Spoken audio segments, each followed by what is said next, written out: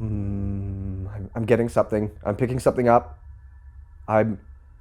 That's right. I'm predicting that I will smash Casimir in the enduro race so bad he'll never ride a mountain bike again.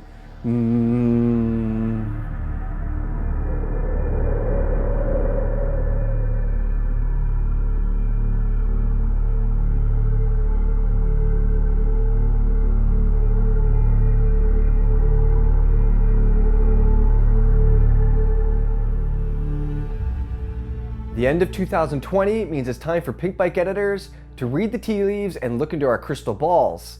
Today, we're going to talk about our predictions for 2021 and what we see happening.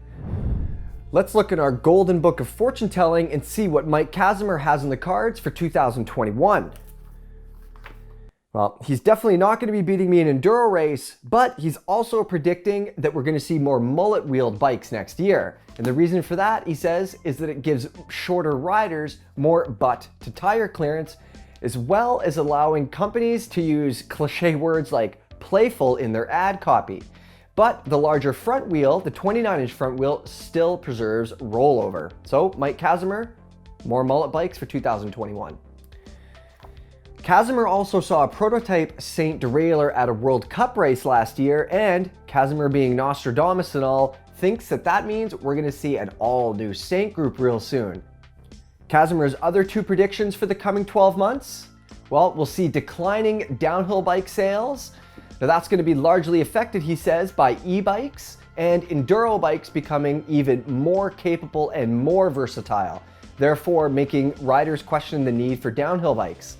Now, contrast to that, he is expecting to see a brand new Trek session. It's been over 3 years since Trek did a redesign.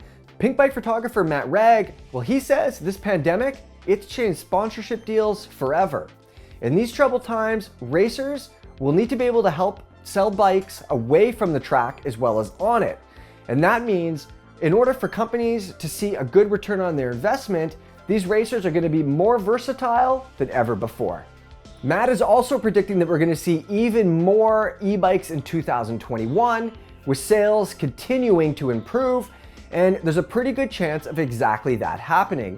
We're seeing more professionals and more regular everyday riders embrace e-bikes on social media and have more fun than ever before. And I think that we're seeing more riders sort of get past that I can't use it because it has a motor. All right, let's flip some pages and see what Brian Park, head of editorial, has to say for 2021.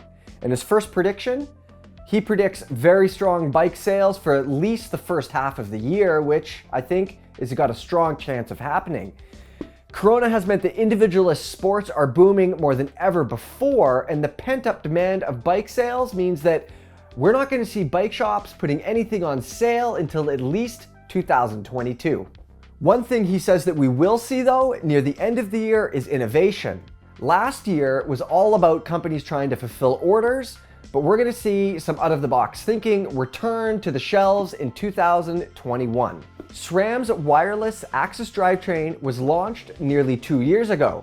So for 2021, Brian is predicting that we'll see a GX group debut with that wireless technology. And I bet there's a whole bunch of riders out there that are hoping for exactly that. Let's get on to some of my predictions for 2021. And my first one is that more riders than ever before will be happier with the bike that they already own.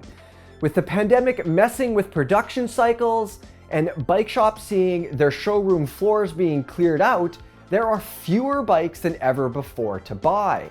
And that means that we'll just have to be happy with what we already own. My next prediction for the coming 12 months, we're going to see onshore production continue to grow. Now, part of that will be spurred on by the inflexibility of overseas manufacturing and also by the unpredictability of this pandemic. Now, because of that, I suspect we're going to see a few small to mid-sized brands considering onshore manufacturing. If it works cost-wise, that provides them more control over their finished product and the timelines during a very uncertain time. Another prediction for the coming year, Shimano responds, but so does SRAM. Now let me explain what I mean by that. When Axis was released almost 2 years ago, Shimano's electronic Di2 group had been out for almost 5 years. And that wired drivetrain, well, it definitely can't stand up to what Axis offered. But I suspect that we'll see Shimano respond in 2021, hopefully with a group that doesn't use any cables. But SRAM, well, they're not just sitting around. If you've read any reviews of Shimano drivetrains recently, you know they are killing it with their entry-level stuff. Their SLX Endure drivetrain uses that Hyperglide Plus technology that was first put to use on XTR, and it means shift under load is really, really impressive. So I predict SRAM will be firing back against those drivetrains, and that's how this works. Somebody makes something better, and then somebody makes something betterer than that. That's it for our predictions for the coming year. Let's hear yours. Put your predictions for 2021 in the comments below and let us know what you think of ours. My Tim Hortons sponsorship will finally come through. Casimir will only ride e-bikes in 2021.